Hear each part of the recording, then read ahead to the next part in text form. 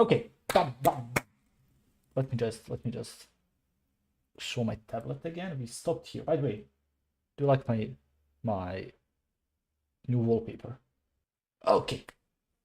So linear regression, but now we're gonna do it a bit different. We're gonna talk about linear regression, but in a more, wait for it, mathematical way.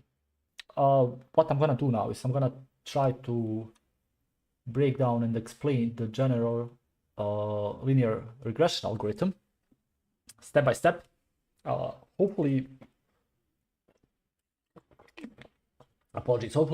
using simple language, hopefully using some real life allegories and intuitions and examples. What are we doing? Let's do a quick reminder. We are trying to train a machine learning model that predicts a number.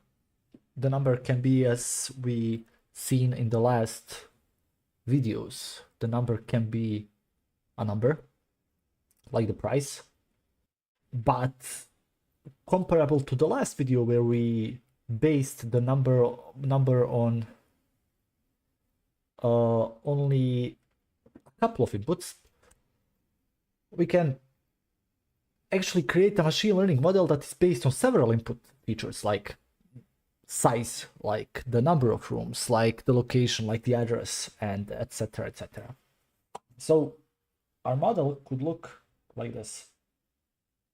Y hat will be weight 1, feature 1, plus weight 2, feature 2, plus as many of these as possible, plus weight n, feature n, plus the bias, the interception. So we already know what these are. X's are the features, Y's are the weights, how much each feature affects the prediction. B is the bias or the intercept. The y hat is the predicted value. We have the true value, which is our label. And we also have, if you remember from the last video, we have this Greek letter called eta, which is the n with the long leg. So what our goal is to adjust the weights and the bias to make predictions as close to possible to the true values y. Let's say every time we look at a single point, x and y, we just move here. Let's say this is a single point here. Every time we look at this point, x and y, we make a prediction. So we pump these values into our formula, then we calculate the error. So first thing is, I don't know why I'm writing this, this is too basic, but okay. First thing is the prediction, then the error, and the error will be, error is y minus y hat, and then for each feature from 1 to n, we update the weights. So we'll have the weight of I will be the weight of I plus eta multiplied by the x of I times the error. Same thing for the bias. Wait, let me move this here. Same thing for the bias. It's gonna bias plus eta times the error. So we will repeat this many times over many data points, and we will improve our model. We can actually do a quick example. By the way, I told you yesterday that my pen tips are expiring faster than usual. It's because, I don't know if you can hear this, I bought this, wait. I bought this paper-like cover for the tablet, so maybe, and it's a bit rigidy, so maybe it's eating away my pen. But I also bought titanium pens. They should arrive in the following couple of days, so I can finally have long-lasting pens. All right, I went on a tangent there. Let's do an example. Let's do an example. Predicting house price with two features. So maybe I should write it. Why am I writing this? Example. Yeah. House price with two features. And let's say I have x1, which is the number of rooms, and I will have x2. This is gonna be square. Oh, apologies. Apologies. I'm still holding up remnants from my flu. Square meter house size. And our model will look like this. Y hat is equal to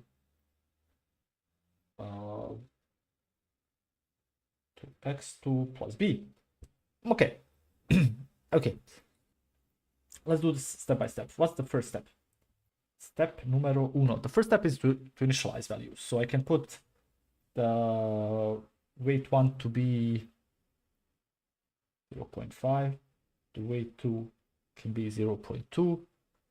The bias can be 100. Again, these are abstract numbers. In real life, this would most probably be a lot more expensive. We would work with bigger numbers in real life, but here we are abstracting it a bit. And then learning rate or eta will be 0.01. So this is the first step. Now, oh, apologies. Let's take the second step. Let's take one training point. X1 can be 3. X2 can be 70. So 3 rooms, 70 square meters. And the price can be 330. All right. So this is our training point. This is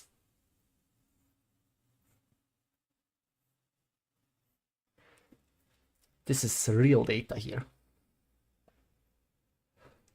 This is real data here. Oh man. Oh man. All right, I'm feeling better already.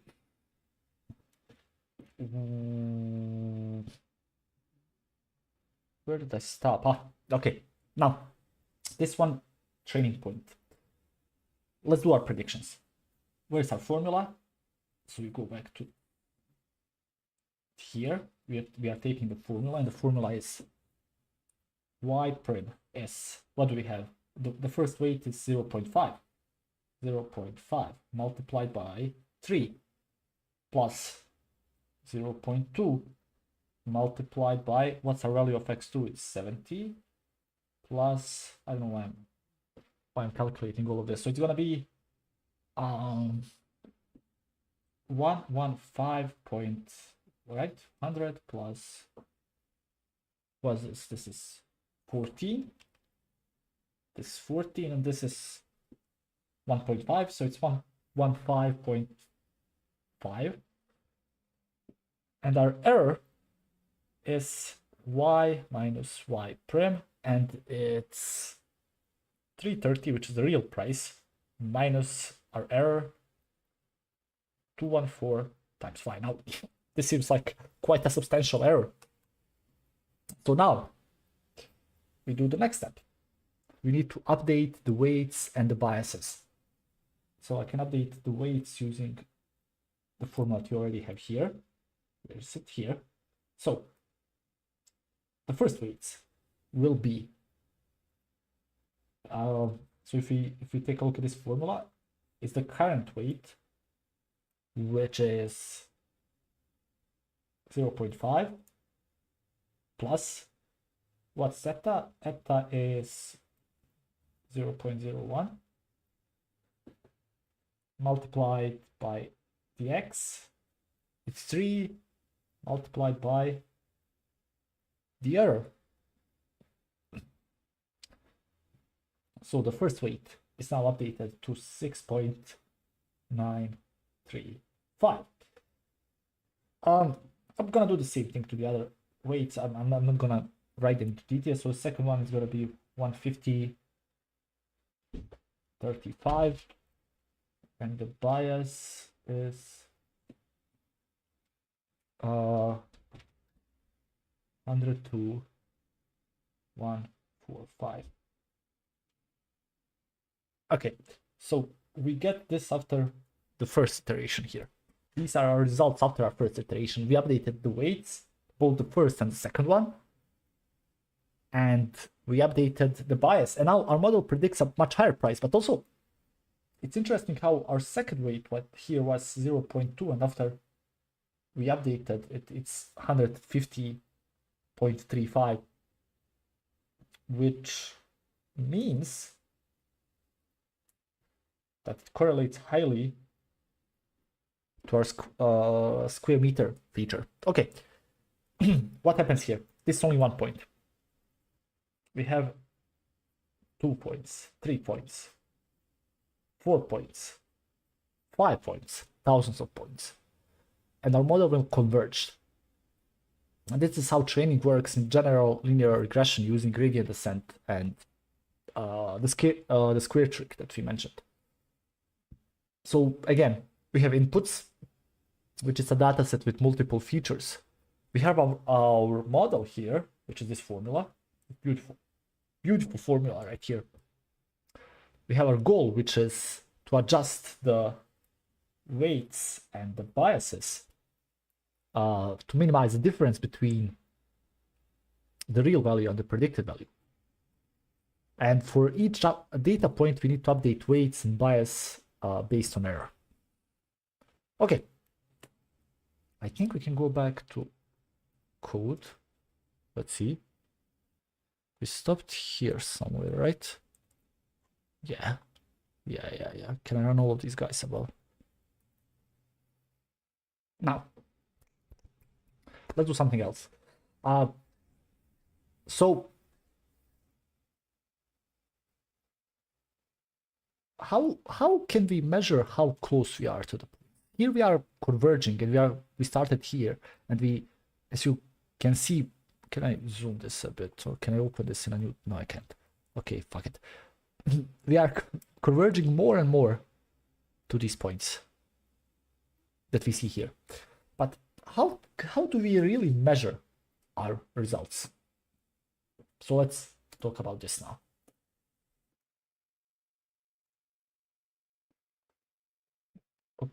Okay. What now?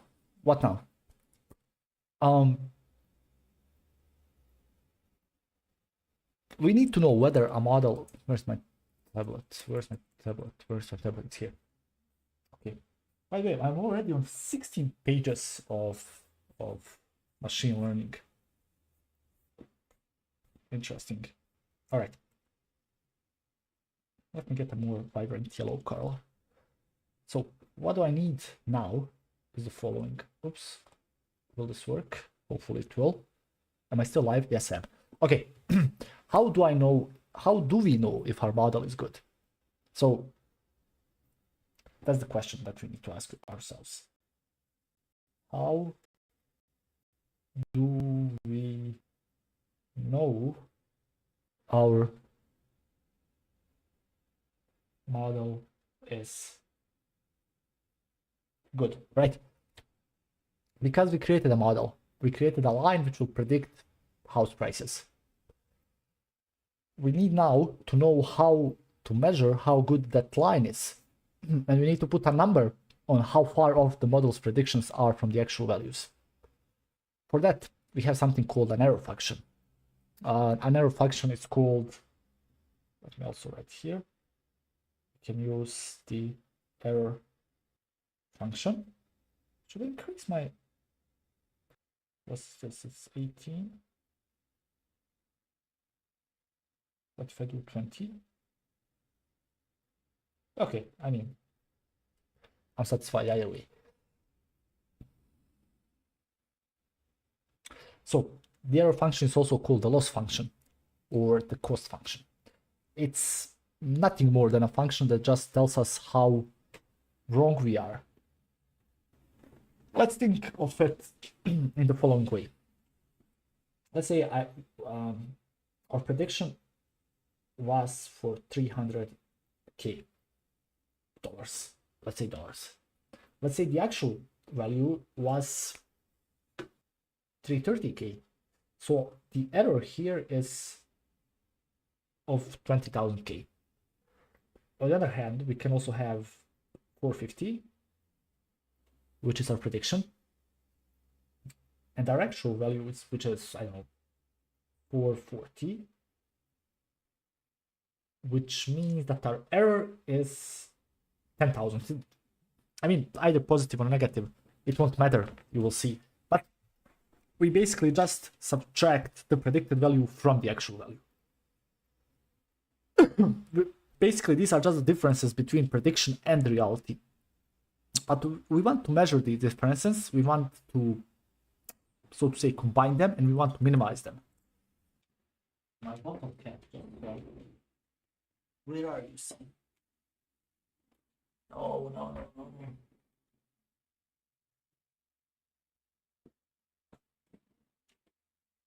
Where are you? Where's my bottle cap? Oh. Here it is. It was hidden under my weights. Yeah, I'm keeping my weights right next to my workspace. Okay. We have two common error functions. Let's mention both of them. First one is the absolute error. We have a line. Bum. Maybe I don't want the line to be this. Can I rotate it? Yeah, maybe something like this. All right, so we have a line. And let's say we have a couple of points here. By definition, a good linear regression model is one where the line is close to the points, as close to the points as possible. But what does close mean? In the end, close is just a subjective question. Because let's say a line that is close to some of these points might be far away from some other points. In this case, we would rather pick a line that's very close to some of the points or far from some other points. Or should we pick a line that is somewhat close to all of the points? Okay, for helping purposes, we're going to use something called the absolute error. And what the absolute error does is it takes each prediction, it subtracts the actual value, it takes the absolute value of the prediction to make them positive, and then it adds them up. For example, bum bum bum bum bum bum bum bum bum bum bum bum bum bum bum bum bum. All right. So in our case here, this error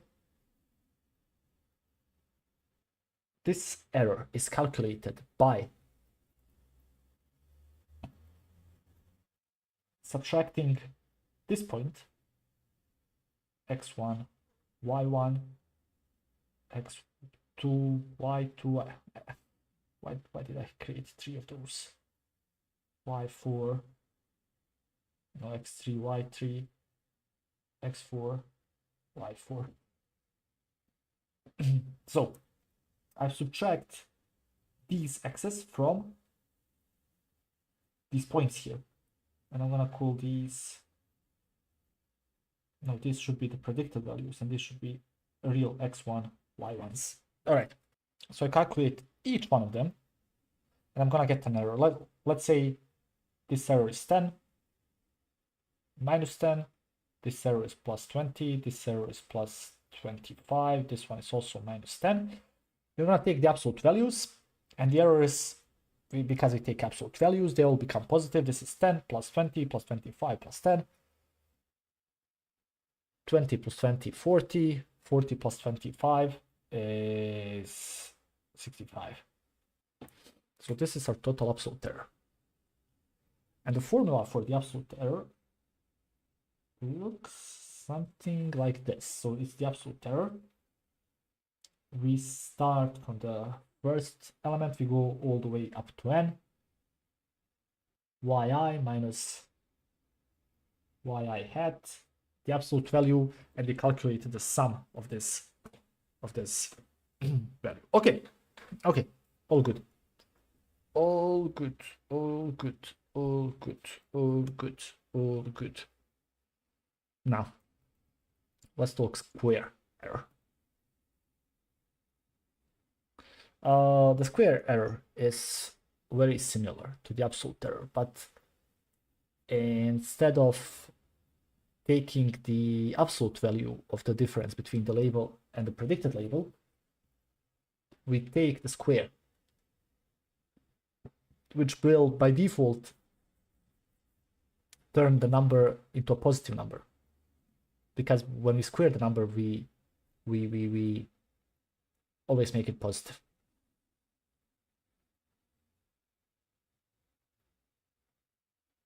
Now, how does this work? Let me select all of this, and I'm gonna copy it.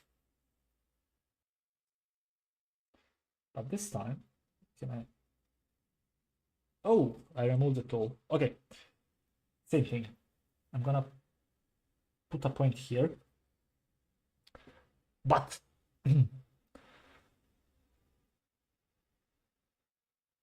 but we are gonna do something different here.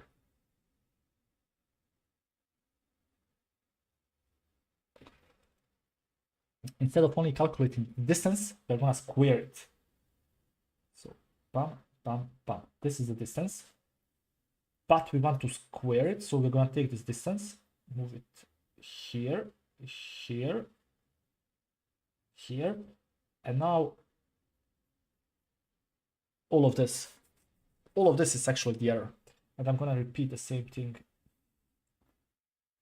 on the other guys.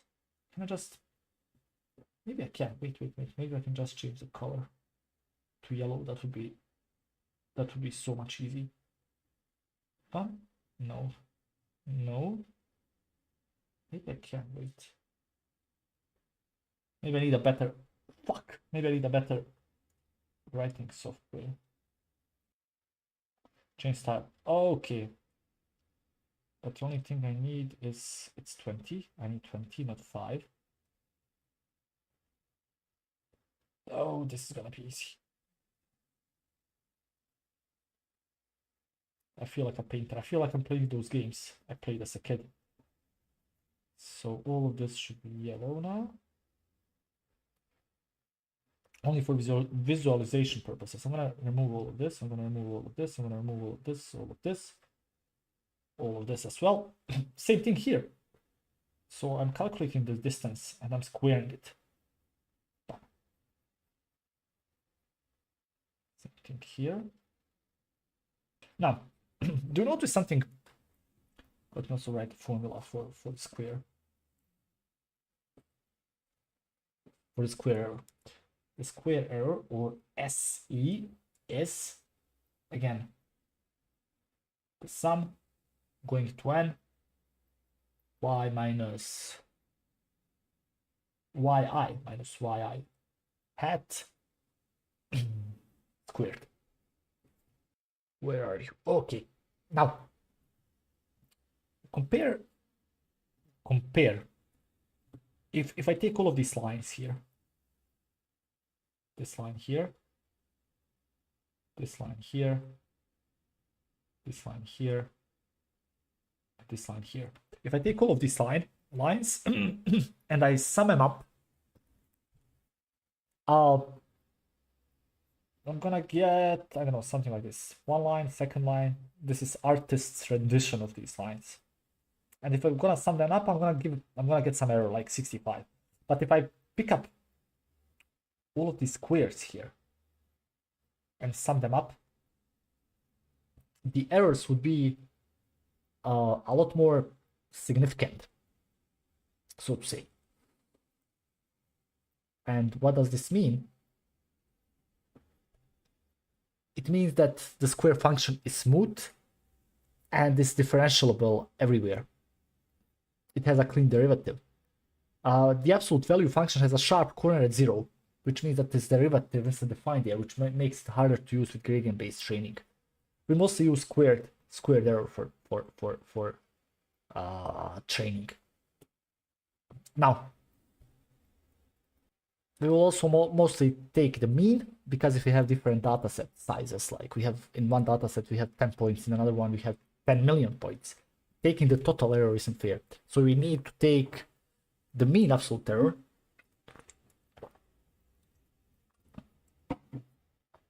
which is the error divided by, where's the error? Here, SE. So mean absolute error or mean squared error. I'm gonna take the mean squared error. We can use the same thing for the absolute error, but basically it's just the squared error divided by the number of points here. That's the mean squared error. And now, what is the root mean squared error? Is the squared error is the square of the mean squared error, because MSI gives you error in squared units, and root mean squared error brings it back to normalized units. Okay.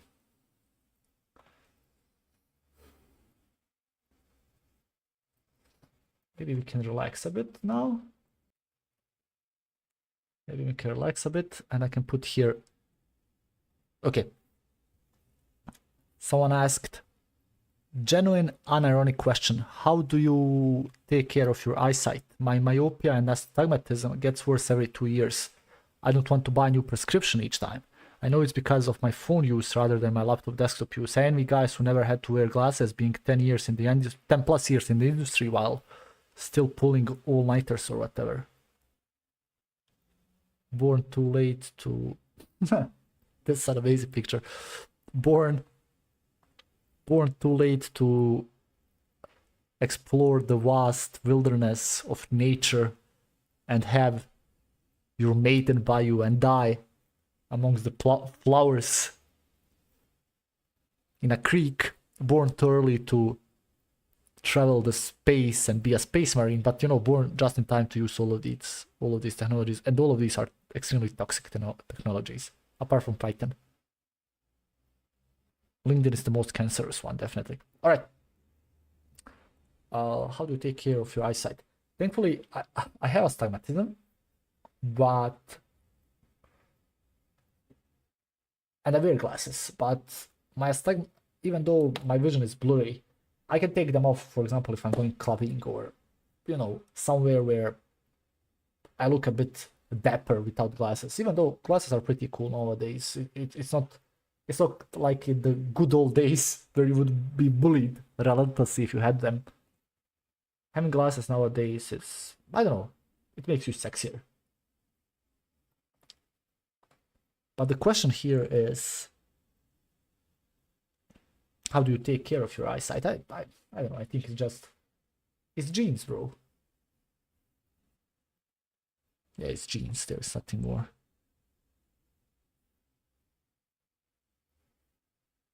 Oh, is this real advice on 4chan?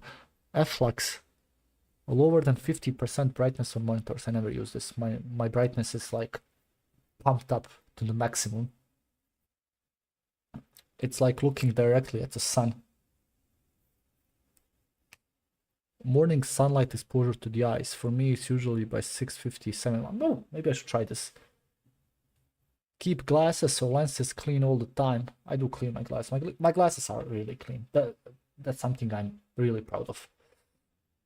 Don't consume caffeine post 7 p.m. I don't know. Who does this, man? Like post 7 p.m. I'm already starting to get drowsy. having a coffee there wouldn't be extremely wouldn't be beneficial. 7 hours of sleep maximum. I do this, get healthier. I do exercise. I exercise every second day.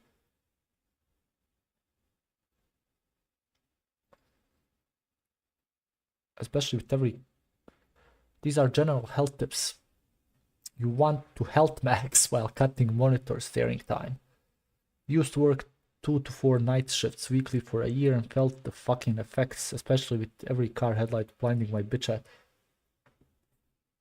Now that's a problem in itself. I can't see shit when I'm driving at night. I'm even scared of it. Damn. All right, let's continue. Let's continue. Where am I? Bum. Let's talk about gradient descent. Gradient descent. But yeah. Used to work, felt the fucking effect, especially with every car headlight blinding my bitch ass. Me driving at night, it's almost a gamble when I'm passing next to a car. Especially if they have, there are these assholes who have these long lights on, even when you are passing them. I mean, it's a point of courtesy to turn those fuckers off when you are driving past someone, right? So you don't blind someone. Especially there, and even with normal lights, I need to focus on the edge, on the rightmost edge of the street, of the asphalt, and I'm focusing on the line. I know what's the name, the white line, so I know how to steer my car so I don't run off. Fuck. Okay, bum. Let's do something else. Let's do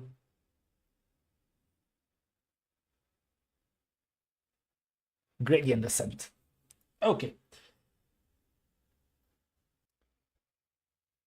I'm still not sure whether I should maybe increase this a bit, and I can move. Yeah, maybe I can move this around. What's the size? 20, and here's 20. Let's use 18, and for the small one, let's use 14. Test. Okay, should be better.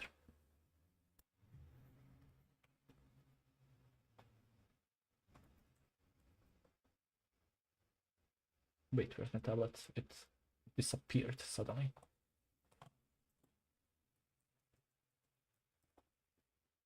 Okay, now let's talk about one of the core ideas in machine learning.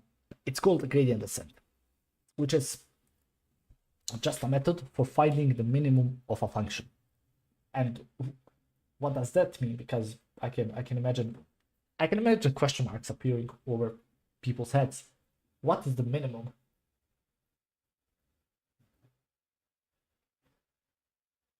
The minimum? What does the minimum mean?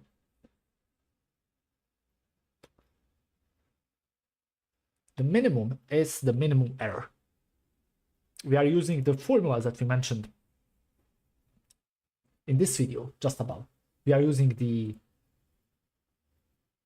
mean squared error or mean absolute error in order to tell us, in order to understand how wrong our model is. So if we find a minimum error, we found the best model. How does gradient descent work? If we find ourselves on top of a mountain, like here, and we want to descend, but the mountain itself is very foggy, it's not very visible. We can only see a small distance up ahead. So what can we do? So what we can do is to look around and see which direction goes downhill the steepest. So we have multiple directions. We can go here, Here, maybe I should have put a different pen. Here, here, here, maybe some other directions as well. But we find the direction that goes downhill the steepest, and then we take one small step in that direction. And then as we move down, now we are here, we look again, we step again, and we keep repeating. And eventually, if we don't misstep and fall down the cliff, we will reach the valley bottom. We will see the minimum error. And that's basically how the gradient descent works. Of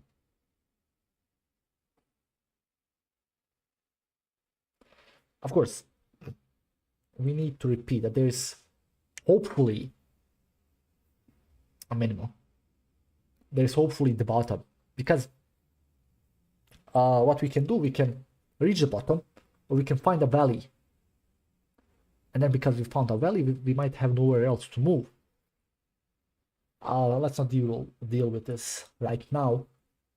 But there are some other techniques that can reduce the probability of this happening. But for now, let's see how this works in linear regression. We have an error function, mean squared error, 1 over n, the sum of y minus y prime squared.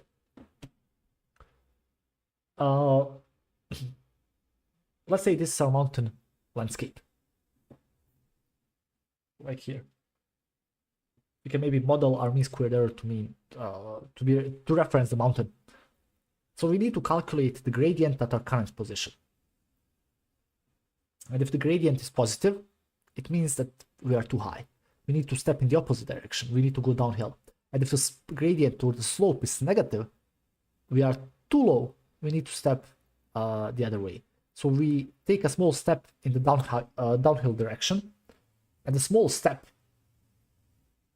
is controlled by the learning rate. So that's basically it. We start somewhere. Oops, what have I done?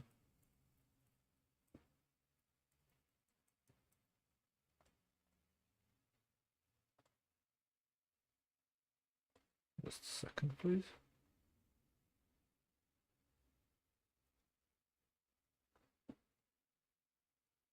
Okay, I'm going for 47 minutes. All good. So we start somewhere on the mountain. We take the best direction to take one. We find the best direction to take one small step, and then we repeat many times. Basically, we can draw this as follows.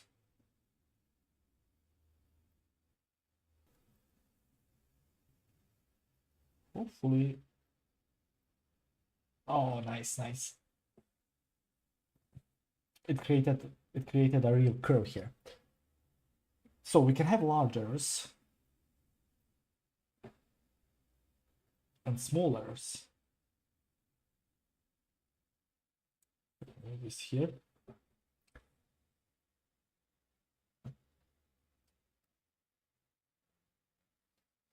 And what we want is to go from this point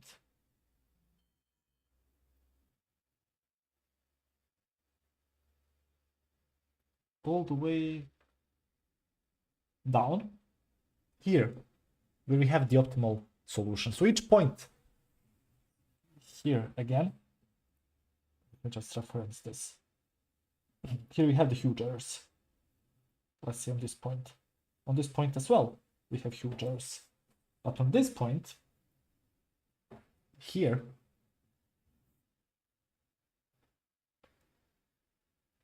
our errors are smaller.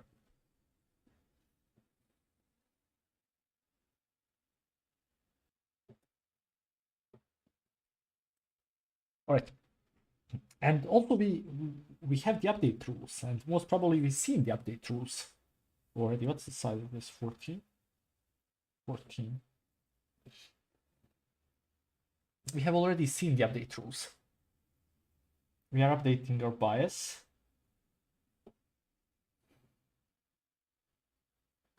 to be eta times the error, and we are updating our weights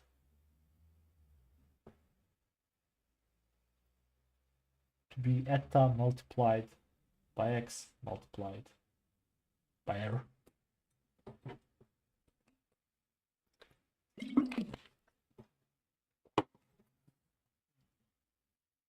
Okay, we can actually, let's predict. Let's do a simple example, a simple prediction. Let's say we are predicting house prices with only one feature. Like the simplest examples we already did. So it's y prim weights times the x plus b. What are our data points? Let's say our house starts with 3 rooms and the true price is 330, and our start values are W is 50, B is 100,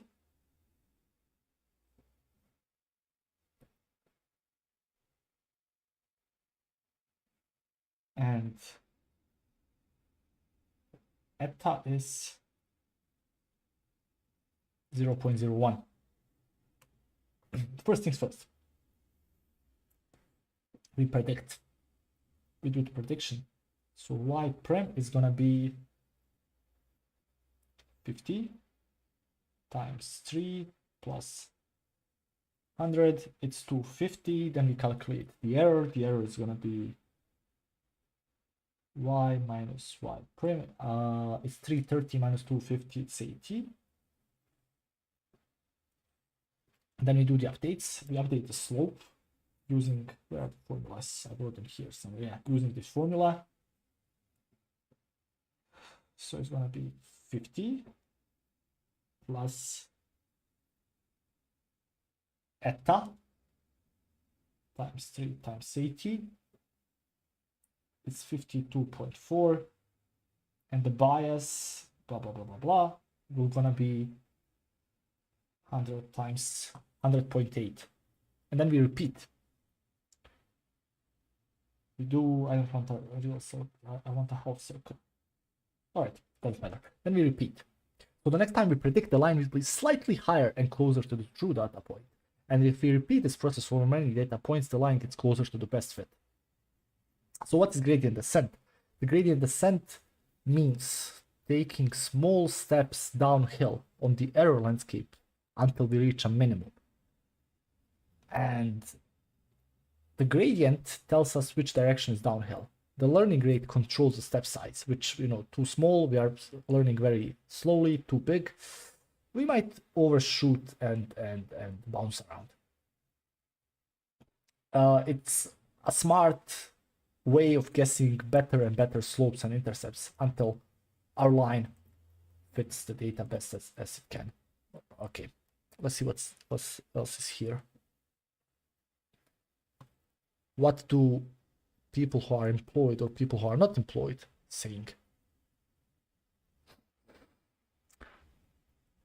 What are some stacks you like and some you hate?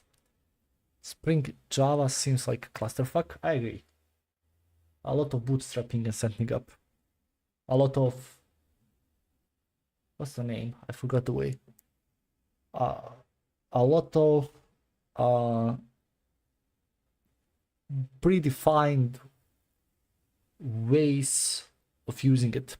C# or .NET is similar to Spring Java, but a bit more reasonable. I mean, both of them exist in a certain ecosystem that you need to learn, which is not bad. It's just, I mean, it's really bad that you need to learn.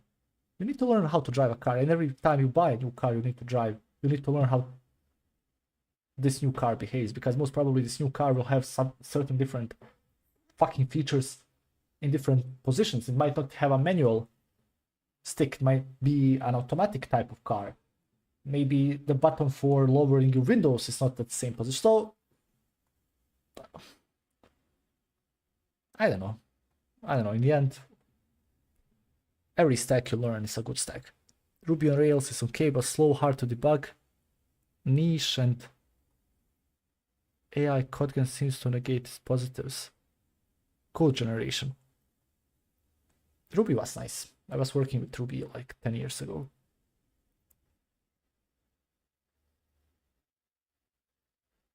It's a good framework. Maybe I'm just nostalgic. Go is really, I never worked with Go. It's really comfy and clean, but sometimes feels like you need to reinvent the wheel. I like Python, Django, Swift, Rust. I dislike .NET, Java, PHP, Ruby. Go is smell. So what did they answer to this guy? I've always been under the impression that Django is pretty much just Rails for Python, but I've never used Django. Django is far clumsier than Rails. Django is far clumsier than Rails, but Ruby is far clumsier than Python. Have that.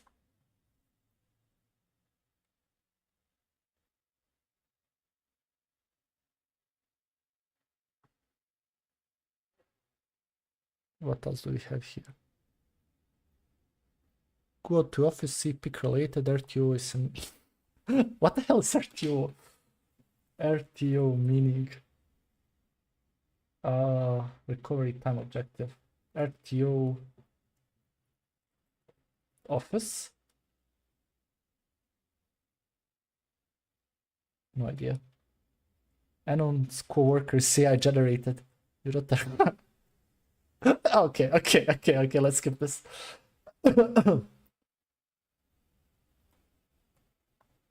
Oh man, this is so relatable.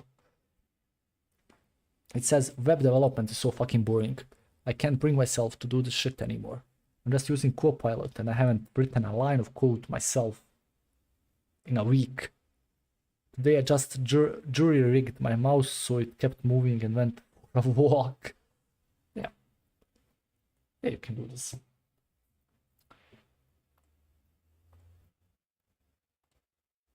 You can do this.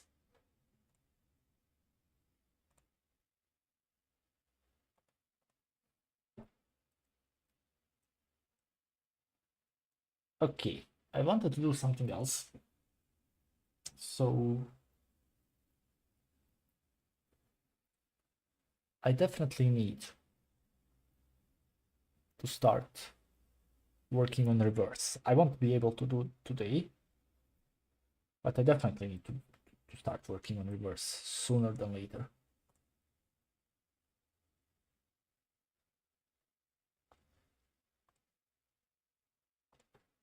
But in the meantime,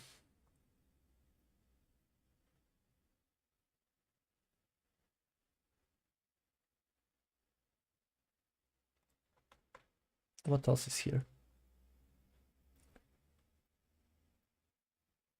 I'm getting really sick of dealing with people in their late 30s, early 40s who think that AI is useless like it's still 2022.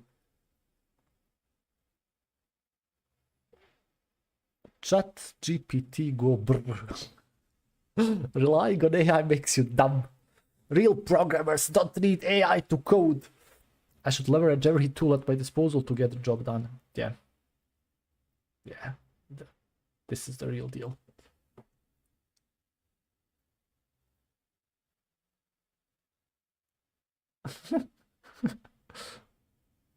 Most coders are midwits and leveraging ChatGPT is still slower than just installing something from 1997. I agree with this. God, I wish I worked with them. I actually work with all three of these types. Okay. My company is tightening up its interview process to root out candidates cheating with AI, at the same time telling us to install an LLM extension to our IDs for more productivity. Fuck this. My company is doing the same. Hate this. I hate this. Just a second. Let me just take a look at something, please.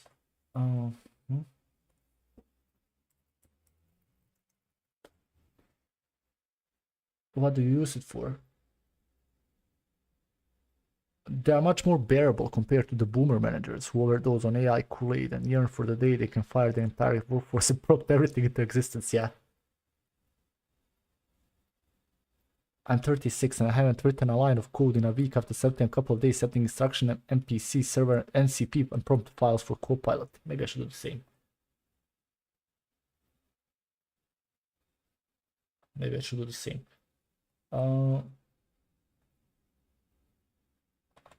Just a second. Okay, why is my GitHub not working? I need to see my GitHub. All right, so this is too long for me to read it. Wait.